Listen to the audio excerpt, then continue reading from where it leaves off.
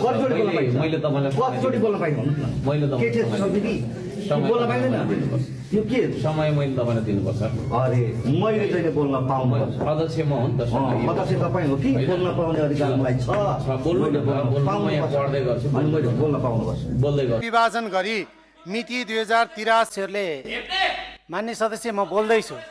मान्य सदस्य म बोल्दैछु। मान्य सदस्यको प्रश्नको उत्तर दिन खोज्दैछु। सुन्ने धैर्य गर्नुहोस् मान्य सदस्य, सुन्ने धैर्य गर्नुहोस्। मान्य सदस्यहरूले समय माग गर्नुभएको छ। मान्य सदस्यहरूले कहाँ समय माग गर्नुभयो? मान्य सदस्य सुन्नुहोस्। मान्य सदस्य